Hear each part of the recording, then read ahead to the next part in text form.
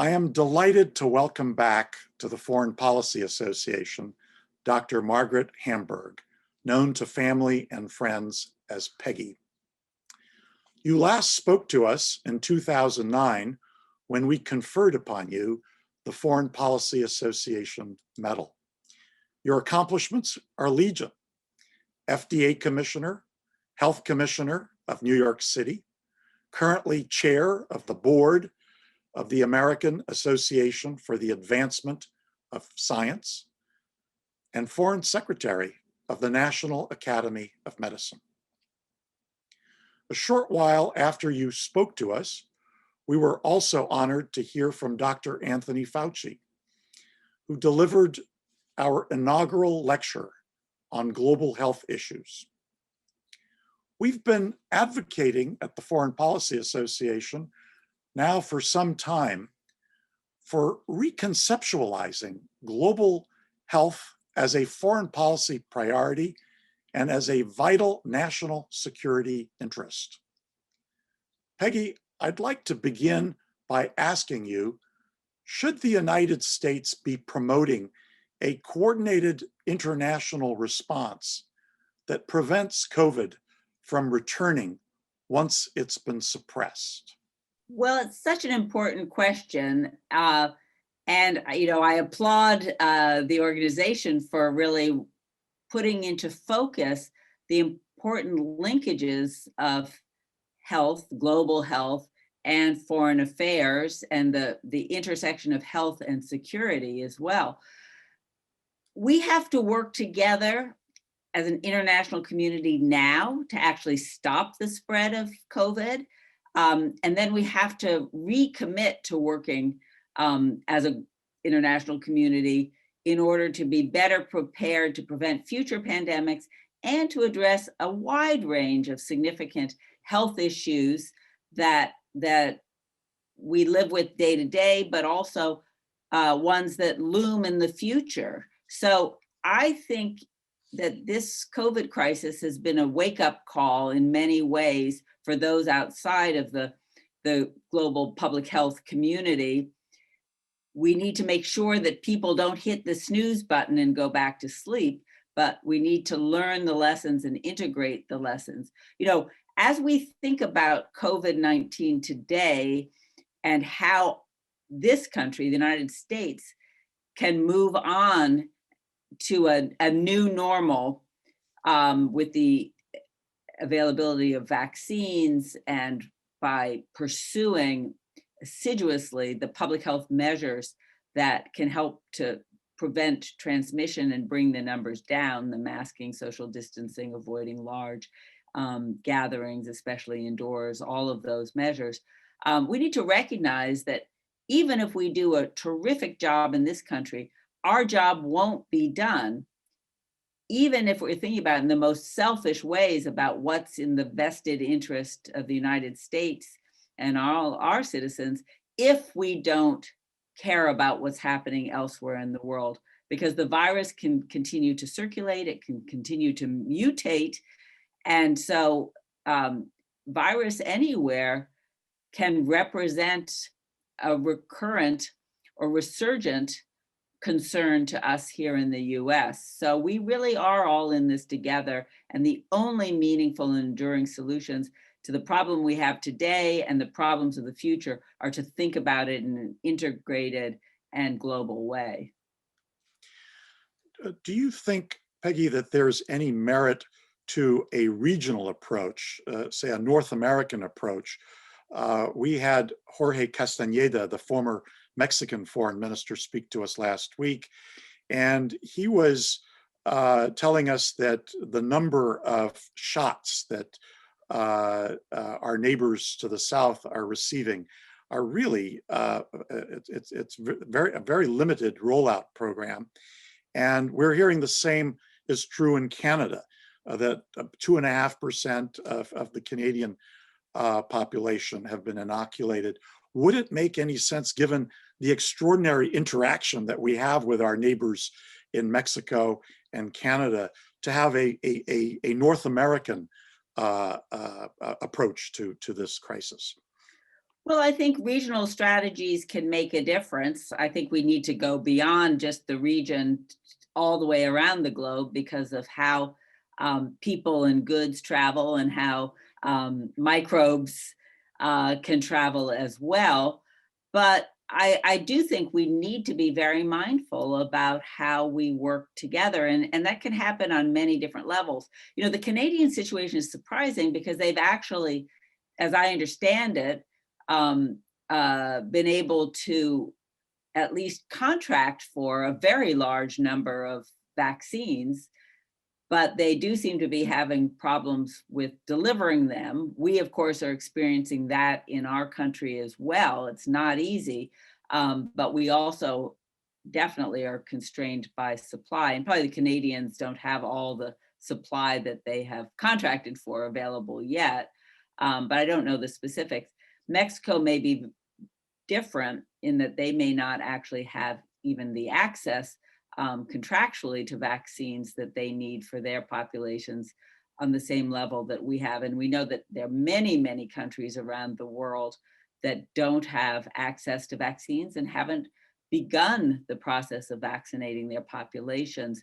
The majority of the vaccine that's available in the world today is going to a very small number of wealthier countries, and we need to really rethink that situation, and I think reset our priorities a bit because of this notion that no one is safe until everyone is safe. Um, but there are other ways to work together as well. And one of the things as a former FDA commissioner that has been encouraging to me in the response to COVID is how the scientific research community came together across borders to really advance the underlying science and enable us to do this extraordinary thing of producing a vaccine in less than a year. That had never been done before. Most vaccines take a decade or more historically to develop and put into use. The fastest before the COVID vaccine was 4 years, and that was for mumps. So that was an extraordinary coming together on an international basis to serve the global community. Another aspect of this was that regulatory authorities from around the world, you know, work together in ways that they haven't always to try to harmonize standards and approaches and decrease workload for companies that are dealing with multiple regulatory authorities as they try to move their products out for use. And that was something that when I was at the FDA, I worked on because I really felt in the modern world we needed a more explicit global governance strategy for regulatory authorities to work together. And that sort of came into its own during COVID. Turning to the US pandemic response, it's been said that trust is the currency of public health. How do we depoliticize the response to this and future public health crises? Yes. Well, you know, trust is the foundation, trust and integrity for public health. I would say it's also probably the foundation for democracy. And in recent weeks, months, you know, we've been struggling with how to restore trust in both of those critical domains for our country and for other countries as well. But, you know, having led several important public health agencies, the New York City Department of Health, which is, I think, the largest health department in the country, at least it was when I was there, and the Food and Drug Administration. You know, I really understand how important trust is and that you have to really earn it every day. You have to demonstrate trustworthiness. It isn't something that just comes, you know, with the job or with the title. And sadly, we've seen some of our really critical public health institutions in this country damaged by the intrusion of politics and ideology into the decision making. Both the Centers for Disease Control and the FDA, I think, have suffered badly during COVID. And it's been a tragedy for all of us because it has certainly undermined trust and confidence, which has many, many knock-on effects, including as we look at the ability to vaccinate our population against COVID-19. We know that there is what we call vaccine hesitancy, but many people and sectors of the population that don't trust the vaccine and don't trust the agency and the industry that have made it possible to get the vaccine out for use. And at the CDC, their critical role in providing guidance and information for business, for schools, for the public in terms of what kinds of behaviors are safe, from wearing masks to, not being certain about the modes of spread and, whether it's safe to bring groceries in from the outside without spraying them with Clorox and other such things.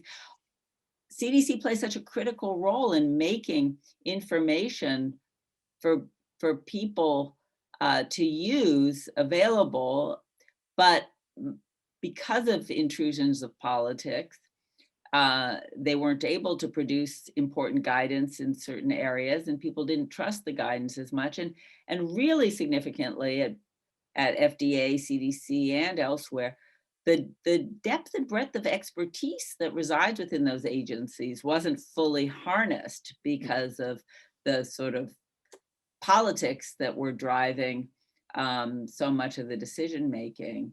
And just one last thought on that, the countries that did the best in responding to COVID-19, when you look back and sort of dissect how things unfolded, leadership was key, speed of response was key, galvanizing public health measures early and effectively was also key. But essential was listening to experts and aligning policy making with available evidence and data. Peggy, our members have many questions about vaccine efficacy. Perhaps I could start by asking you, how does emergency use authorization differ from routine FDA authorization? Well, emergency use authorization was authority given to the FDA now, a number of years ago, recognizing that there were circumstances, public health emergencies, that required a swifter availability of certain kinds of medical products based on science and evidence, but where you look at the available data and make an assessment of risk and benefit and make it available earlier with less administrative overlay as well, but in a targeted way with often ongoing study and perhaps limited to certain subpopulations as needed or indicated. So it's a tool to provide more flexibility in a crisis, but it's not a tool that says that anything anybody wants to do or have can be made available under this authority. It really is a way of trying to still guide medical product availability based on evidence, but recognizing that in a crisis, you may not have everything you want to know at a given moment in time. And when it came to the vaccine, in part because of the recognition that there were concerns about vaccine and a whole anti-vaccination movement that had been very active for many, many years preceding the COVID pandemic, and then additional concerns because of both the political environment and the speed at which the vaccines were being developed, a decision was really made to be very rigorous in the standards.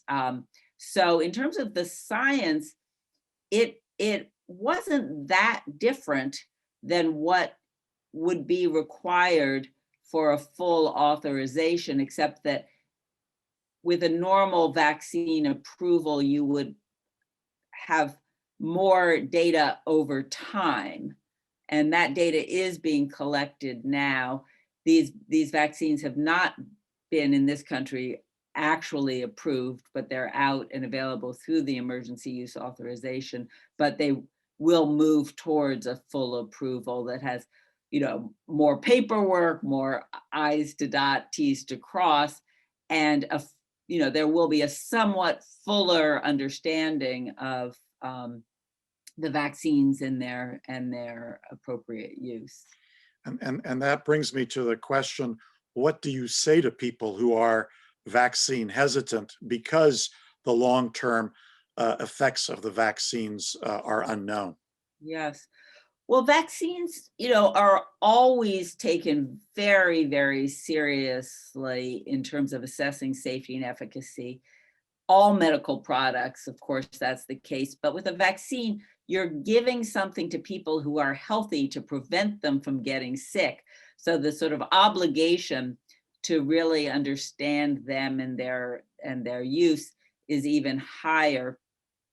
So these vaccines, while they moved very, very quickly, and the mRNA vaccines, the Pfizer and Moderna vaccines that are out there and people are being vaccinated with today, are a novel class of vaccine in terms of their use. They have been quite thoroughly studied.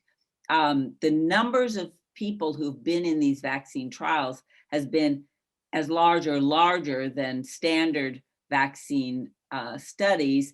And the process of vaccine development didn't just come out of nowhere.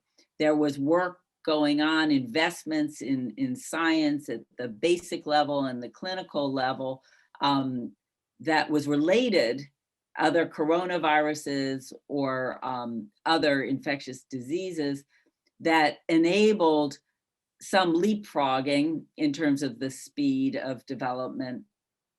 And then, because vaccine development normally is expensive and risky for a company, they like to go in a sort of stepwise way with a pause between each phase to really assess and make decisions about going forward. That was all compressed, so it went much more quickly. And then you may have heard the term manufacturing at risk. Decisions were made with government and industry working together to invest very large sums of money to start manufacturing some of these candidate vaccines before we even knew which ones would get over the finish line. And some people have taken manufacturing at risk to mean that the vaccines are risky, but it really is a financial risk that you might be making a lot of vaccine that turned out not to be good. But when you look at the numbers, and the data has been reviewed by outside independent scientists and experts, and I think that's very important for people to understand. As the studies were going on, there's something called the Data Science Monitoring Board, which looks at data at intervals to see if there either are concerns that it's not effective, or clear indications that it's effective and maybe the studies should be stopped, so that people can actually start to get it more broadly. So that had been going on. And then before the actual emergency use authorizations were given, there was a public meeting with the data all made available on the web and discussed in public with a panel of outside experts, the FDA scientists, the company scientists, and an opportunity for members of the public to ask questions as well. So I think people should feel very confident. The data is strong. The level of efficacy far exceeds what anyone expected and is higher than most currently used vaccines. And so far, the safety profile is really quite extraordinary. A lot of what we call reactogenicity, where at the site of injection you get soreness and you might get a little bit of low-grade fever or fatigue. I've only had one dose of a vaccine. I get my second dose next week. I'm told the second dose is sometimes a little more challenging in terms of the effect. But, you know, the good news is that that shows that your body is reacting. The vaccine is having its effect. And besides that, the safety profiles are strong, but there's continuing monitoring. We call it pharmacovigilance, but it basically means continuing to look for any emerging safety concerns and to continue to study the vaccine to know more about how it's working in the real world under less controlled conditions than with clinical studies. And importantly, with these vaccines, because of the accelerated timeline for development, we need to learn more about how long does the protection of the vaccines actually last. And that brings me to a cluster of questions on the coronavirus variants. Is a faster vaccine rollout the most effective way to curtail new variants? And given that that the coronavirus is mutating all the time, what should we know about the coronavirus variants that have already been discovered in the US? Well, there are a couple components to your question that I think are important to underscore. You know, we know that there are some variants that pose concern. The UK variant, the 117, which is more transmissible, and also sadly appears to be more lethal,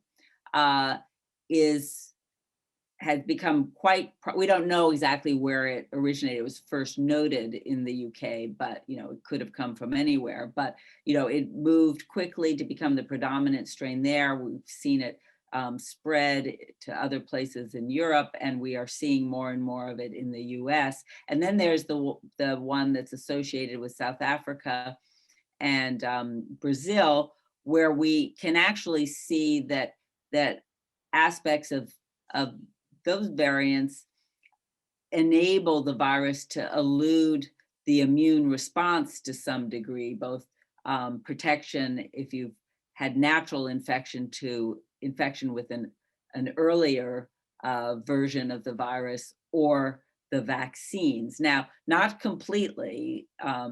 Vaccine and natural immune response does provide some very meaningful protection, but we need to monitor it and we need to take these variants seriously.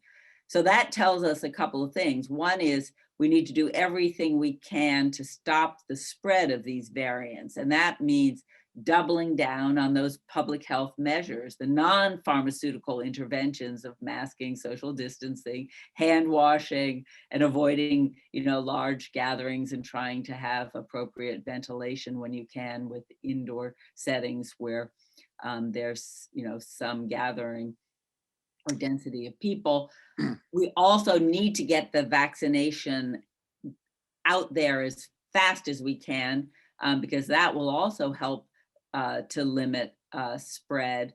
And we need to keep our scientists busy with both tracking the variants, and as a nation, we need to dramatically up our genomic surveillance, meaning our tracking of these variants. Right now, we're actually doing that genomic analysis on less than 1% of our cases. And you know, we have the capacity as a nation to do much, much better than that. And we won't know what the risk contours are if we don't do that. And then there's also the importance of continuing to think about new vaccines if variants continue to emerge, and we need to be monitoring the impact of the vaccines on our existing vaccine portfolio. And the good news is that some of the vaccine strategies that are underway, including the mRNA vaccines, can be rapidly retailored against new strains of virus. when it's reported that a vaccine is 95% effective, what does this mean in practice? Does the vaccine prevent you from becoming infected, or does it mitigate symptoms once you're infected?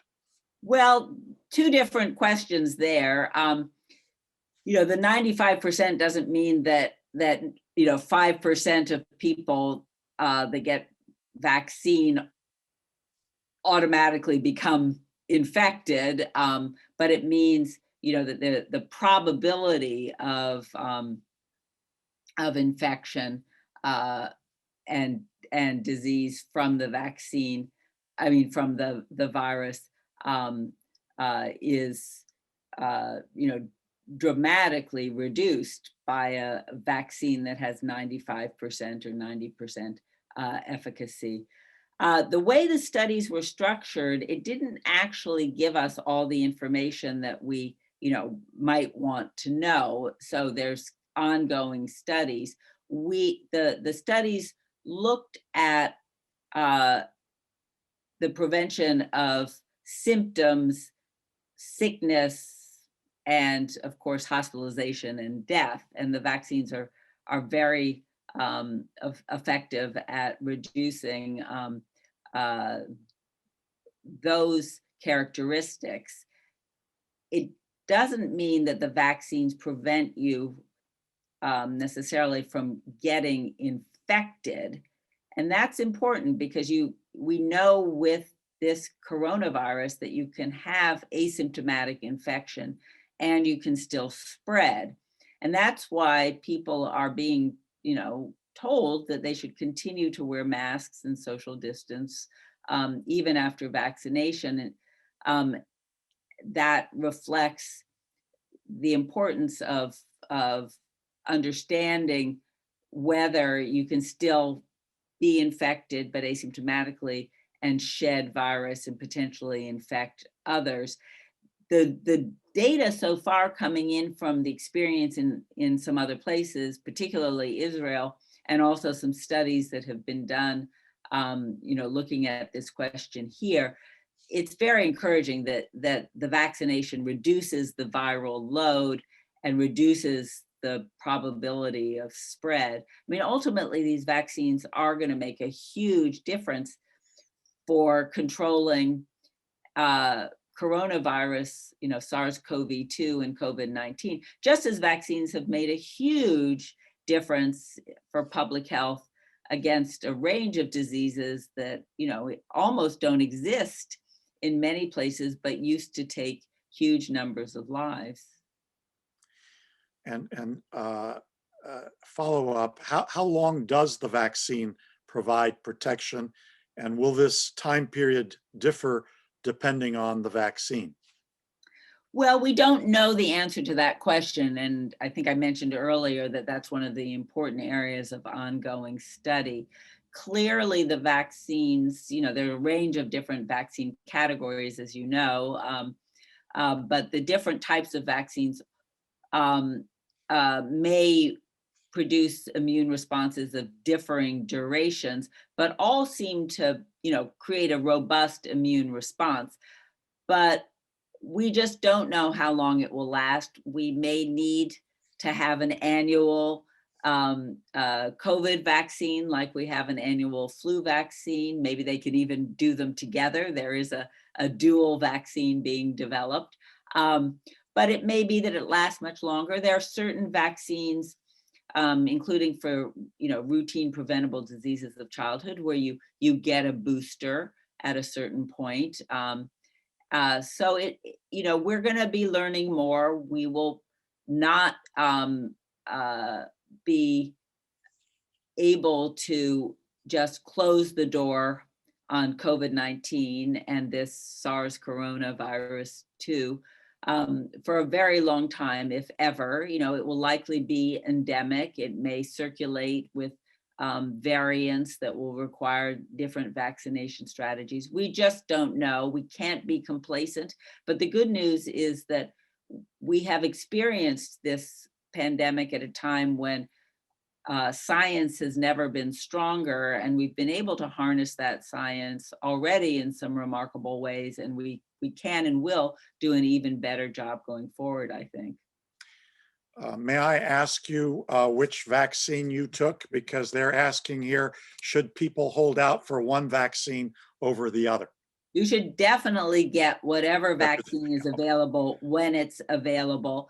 I got the Moderna vaccine, which I was expecting I would receive based on where I was getting vaccinated. I live in Washington, D.C., and my vaccine appointment, which I got, by going online and frantically searching, was in a giant grocery store pharmacy. And the Pfizer vaccine requires somewhat more specialized supply chain, freezer